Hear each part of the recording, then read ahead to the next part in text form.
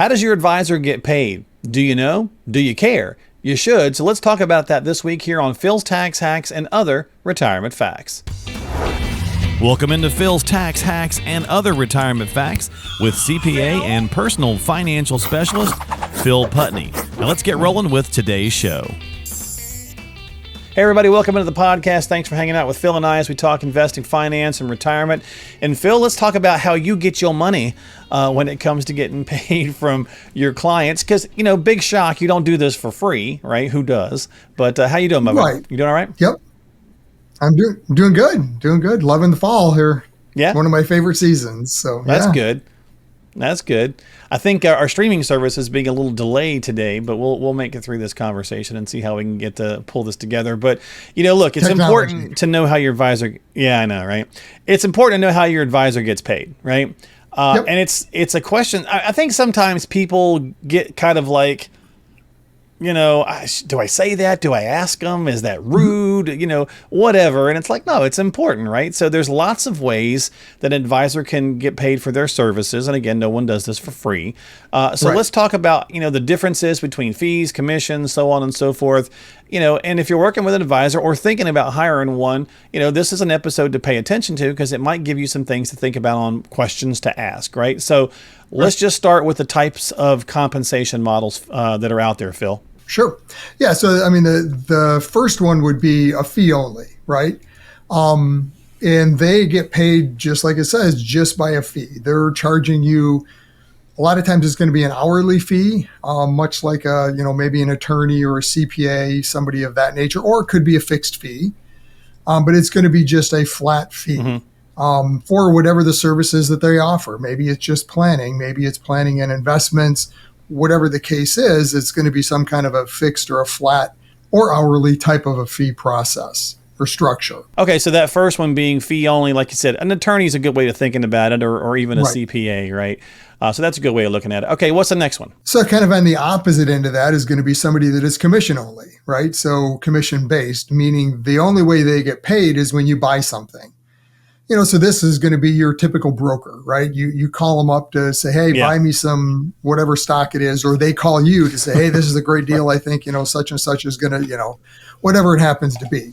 That's when they get paid, is when they sell you something. Or in the insurance industry, this is pretty typical. It's just how that industry works, although it is starting to shift a little bit, and they are coming out with some fee-based products, and we'll talk about that in just a second. But so commission-based is the way that advisor gets paid is when you buy something from them. So their incentive is to sell you something. That's how they're going to get paid. Yeah, makes sense, right? Yep. So you got the fee only, you got the commission-based. So then what is the difference in the fee-based? So then a fee-based is almost a blend of the two, right? So it's going to be a fee-based, and so maybe there's a fixed fee that they charge or some kind of an hourly fee for doing planning, that aspect of the business. Then from an investment standpoint, typically they're going to charge assets under management, right? So that's going to be a percentage of the assets that they're managing. And a lot of times that's going to be in some kind of a tiered type structure. So the more that they're managing, the lower that fee becomes. And then they also might charge or have the ability to get paid commissions. And oftentimes this comes through an insurance product. So if somebody is duly licensed, they're licensed from the security standpoint as an RIA, let's say, where they can charge the planning fee, they can charge assets under management. In that side of it, they can't get paid a commission. So they can't charge or get paid a commission when you want to buy or sell something. That's the assets under management. But they're going to offer maybe some insurance products that fit in your scenario. So for that, like I mentioned, pretty common still that the commission is the way that product pays the advisor. So a lot of times, Phil, when we hear stuff like, you know, I do better when my clients do better, right? Right. We hear that kind of statement a lot. Yeah. So that really kind of fits into that fee-based because it's an assets under management fee, right? Which is the case. I mean, it's because it's a percentage of the assets being managed. If the assets are larger, then the fee percentage doesn't change necessarily. It might actually go down if you stepped up into a higher tier. But if they go down, well, then that advisor's fee also goes down. So it moves with the value of the assets. So it puts you on the same side of the table. Right. Versus a commission. I mean, if somebody, that broker calls you up and says, hey, buy XY, I think this stock's a great deal. They're going to get paid a certain percentage up front or whatever the flat fee is up front to buy it. If it goes up, great. If it goes down, they got their pay up front. So it doesn't matter. But they don't have any interest in that side of it other than if it goes down several, different recommendations, you're probably not going back to them. But True, very true. Performance matters, right? Yep. So those three are the most commonly seen. There is a salary-based one as well, right? But you don't see that as often, do you? No, I mean, this is going to be more if you're working, directly with some of the large brokerages, because the person you're talking to on the other end of the phone, so to speak, it's not like they're maybe your direct advisor. You don't have a relationship with them. You have a relationship with the firm. So when you call in, you don't know who necessarily you're going to get. You might get a team, but it's going to be any number of people on that team.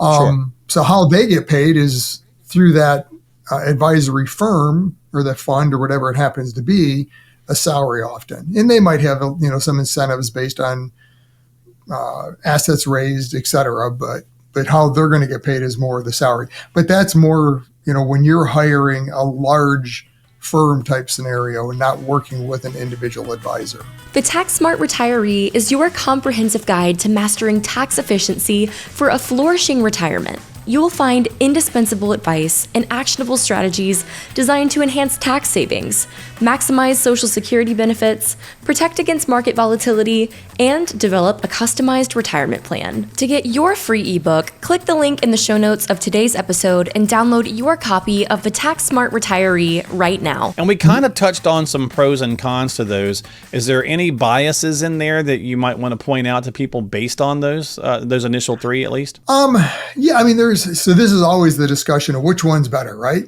And I wouldn't say there's one better over the other. It's important to understand what the advisor's incentive is. How do they get paid, right? So like I mentioned, the commission, the only way they're getting paid is if you buy something.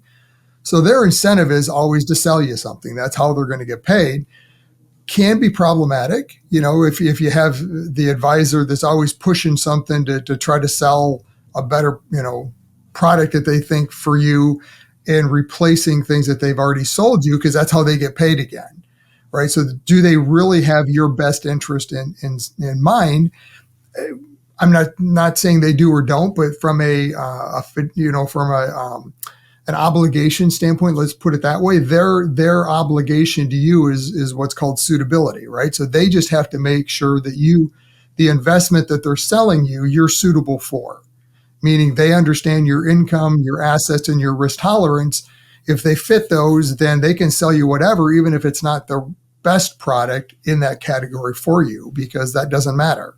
It's all based on suitability. And sometimes when you're a little younger, maybe, right, that might be the right kind of advisor for you, because some of the other, like the fee-based or something, they may be looking for clients who have a bit more already saved for retirement, because it does help them do more things for them, right? So it depends on your time of life and kind of what where you need you're at in your moment. stage.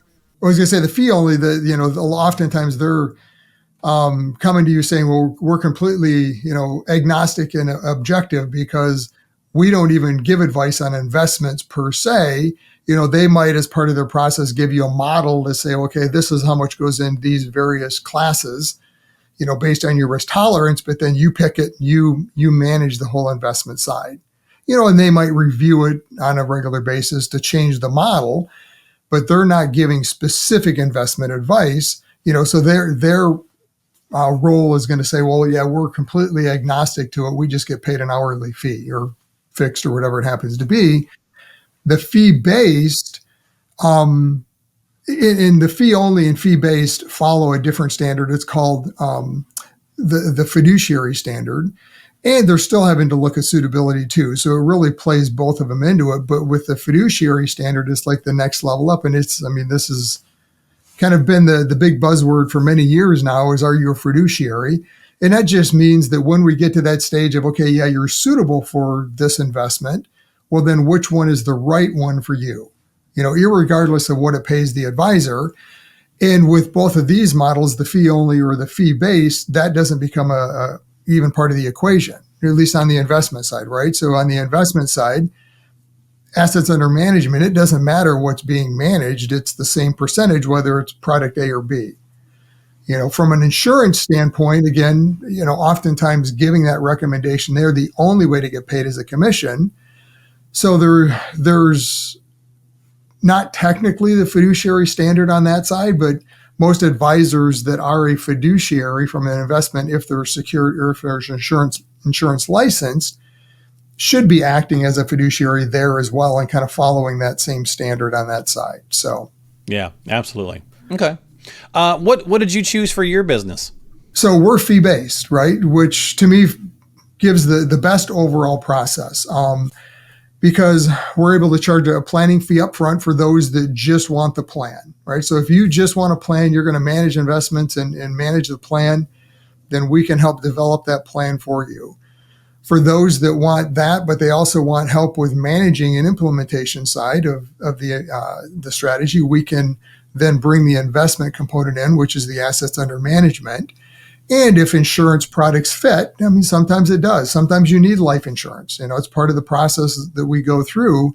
Sometimes an annuity is going to be the right fit for your scenario. If you're wanting that guaranteed lifetime income, or if you want an absolute guarantee, I'm not going to lose anything in the market, then that might be a right product to bring into that equation. So to me, it just gives the best flexibility in how we can service a client and puts us on the right side of the table because we're getting paid based on either services provided or, the assets under management. So to your point up front, kind of on the same side of the client where, if it goes up or down, we're getting paid commensurate with that. And on the insurance, we're not saying, well, we'd recommend you, get some life insurance and kind of turning you loose to figure it out on your own. So we're able to help them walk through that whole process. Gotcha. Okay. Well, so in the end, Phil, everybody, has to make a living, right? So there's the point of everyone does a job and it's the kind of job you're looking for, the kind of advisor you're looking for.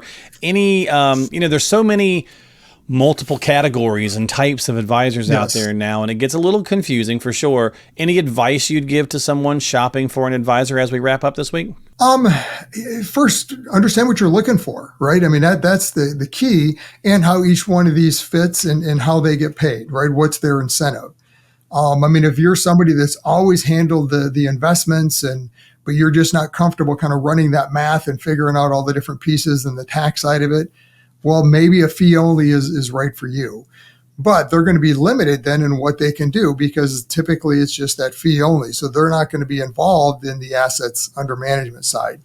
If you're somebody that's done your own plan, you've got it all figured out, you just need to buy certain things and you're not able to do that on your own, well, then a commission-based type of product might fit. Or to your point, if you're early on and you're just trying to invest, maybe that's the right fit because the other two you really can't afford at this point, or it could be a fee-based. If you're, maybe comfortable, but you're not sure, you want that flexibility of kind of moving from one model to the other. That fee-based gives you that flexibility because you might start the process as just a financial planning client where the plan's been put together, but you're going to handle investments. And maybe 2, 3, 5 years into retirement, you realize, hey, this is not what I want to do in retirement. I don't want to spend my time looking at the markets and putting these plans together. Whatever the case is, you want to be able to turn that over to somebody. They've already helped develop the plan and monitored along the way. So they're able to help step in then and continue, pick that up from you and continue on. So really it comes down to what do you want, right? What do you try to accomplish with, what do you want this advisor to do for you? Yeah, at the end of the day, it's figuring out what it is that you need to do. And to your point, I like that idea of being able to kind of go back and forth a little bit depending on what it is that you need, your time horizon. Right. When we're a little bit earlier in retirement, our needs are a little bit different. But as we get a little later stages, if you're working with someone who's not talking to you about Social Security maximization, as well as insurance plans and products, as well as legacy planning, then you need to be looking for someone who can help you in that. And again, their fees may determine where you want to go, or how they get paid may determine where you want to go. So important questions, not a daunting question. Don't feel shy when you're interviewing someone to just say, hey, how do you get paid? What's your structure look like? And that way you're armed with that information when trying to make a decision for yourself. So that's going to do it this week. Thanks for hanging out. Don't forget to subscribe to the podcast so you can catch future episodes. Hit the thumbs up and the notification bell on YouTube so you can catch more. Check the show notes for descriptions and information down there as well if you need to reach out to Phil. Number's been on the screen the whole time, but it's 248-888-7530 for our audio-only listeners, 248-888-7530, or visit philstaxhacks.com. That's philstaxhacks.com. We'll see you next time. Investment advisory services offered through AFS Wealth Management. The content of this program is provided for informational purposes only and is not a solicitation or recommendation of any investment strategy. Investments and/or investment strategies involve risk, including the possible loss of principal. There is no assurance that any investment strategy will achieve its objectives.